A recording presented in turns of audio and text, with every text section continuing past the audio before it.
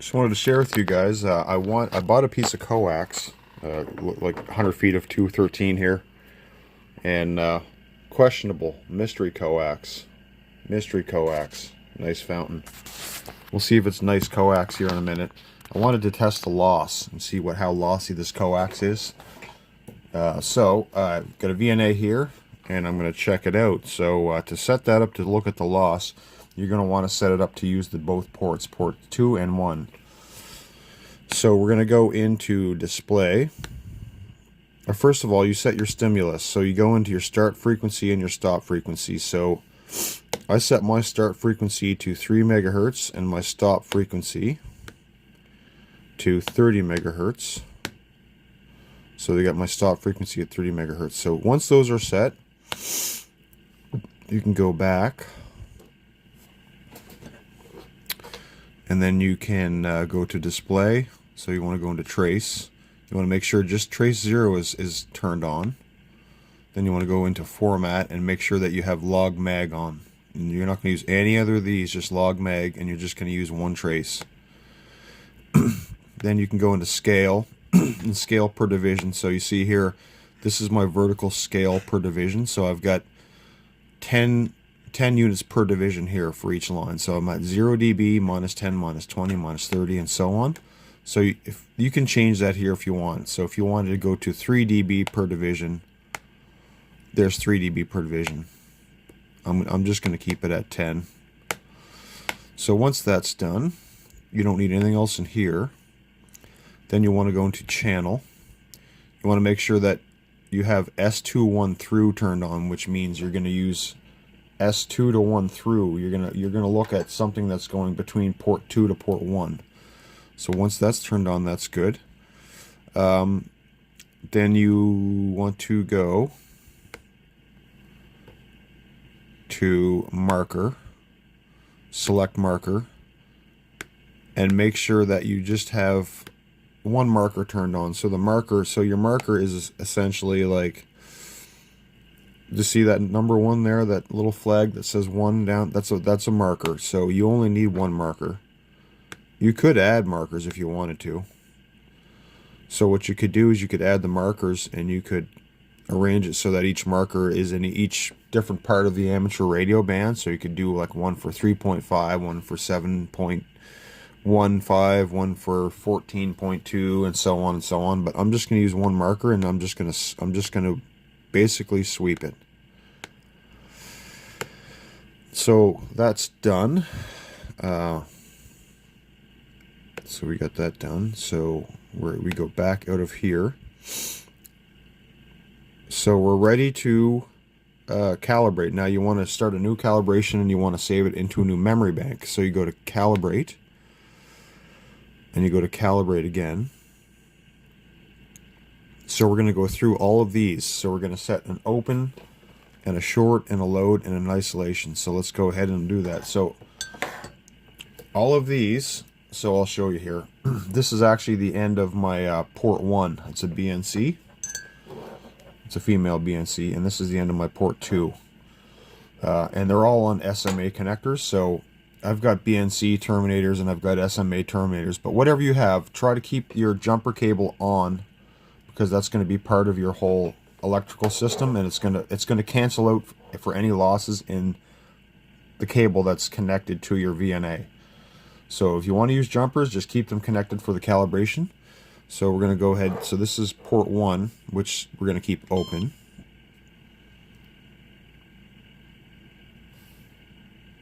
Okay. Now port 2, or sorry, the short, you just basically want to short out your center to your shield. So I'm just going to use an alligator clip. So that shorts them out.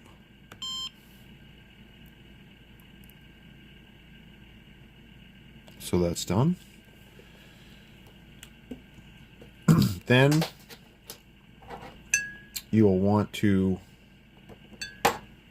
put a terminator on. Now I've got a mishmash here. I've got a female here. This is a female terminator. This is a 50 ohm load. So I'm going to cheat, and I'm going to take one of my jumpers off here. It's connected to port 1. So there, I've got my 50 ohm load on port 1. So I'm gonna hit load. Then the next one is isolation, which just means that port 1 and port 2, it's taking a reference of the isolation between port 1 and 2. So they're not connected, so we're going to go isolation.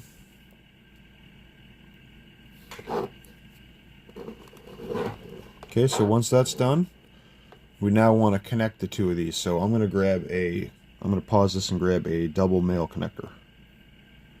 Okay, so here's the double male connector. I just connected it to one side. There's the other. And now we're going to through. And it's done. So once we're done there, then you can disconnect this. Now once you're done, you just touch done and you have the option to save it. Now I already saved mine, so I'm not going to go and resave it, but you can save it in anywhere you want. You can save over other memory channels or banks that you've had, and it will list, you know, 3 to 30 megahertz. So that's it, you're done. And then you're ready to connect your coax. So I'm going to go ahead and connect my coax. Okay, so my coax is connected, and I'll show you. So there is port 2, and there's port 1. So looking at the VNA, there's my marker there. So I'm just gonna pause the sweep. I'm gonna go back, calibrate. No, I'm gonna go back, stimulus, pause sweep, because it just keeps sweeping. So M1 is my marker 1, showing it's at 30 megahertz, and at 30 megahertz I'm at minus 1.2 dB loss. So that's not too bad at 30 megahertz. So this coax is actually not too bad using up at 30 megahertz. So you can take this marker.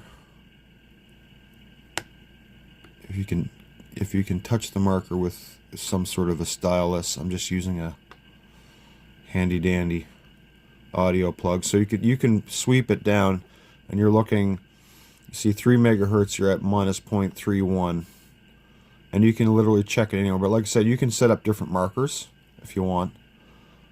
And just for fun, I'm going to use this for HF, so it doesn't matter to me, but just for fun, I'm going to go back into my stimulus, and I'm going to go to my stop frequency, and I'm going to say, well, let's go up to 450 megs and see what it looks like. Now we'll go back and we'll unpause the sweep, and we'll see, okay, so there's my start frequency at 3 megahertz, my stop frequency at 450 megahertz.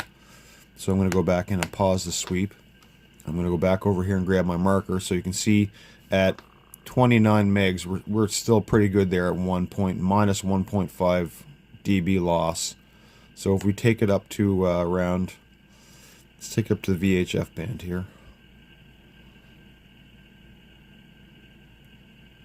It's finicky. So at 149 megs, we're already at 3.3 dB loss, which is half power loss. So if you're transmitting 50 watts, 3 dB loss is half, or it's double depending on if you're adding or subtracting. So if you're losing 3 dB, you're halving your power. If you're adding 3 dB, you're doubling your power.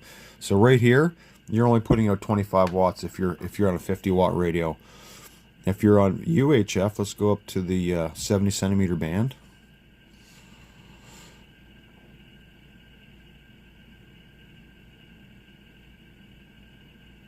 So right around the 70 centimeter band, you're at minus 8.8 dB loss, which is, I would never use this coax up at UHF, never.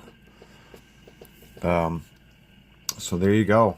That's how I looked at this coax and determined that this will never, I'll be never using this out of the HF band because it's just too lossy. But I mean, the price was right, so it's fine for me. But nice fountain. You better do some better work there, guys, because 9 dB loss at UHF for 213, that's not right. Anyway, that's how I tested this. So Hopefully somebody else out there can use this and test their coax. Catch us all later. Bye.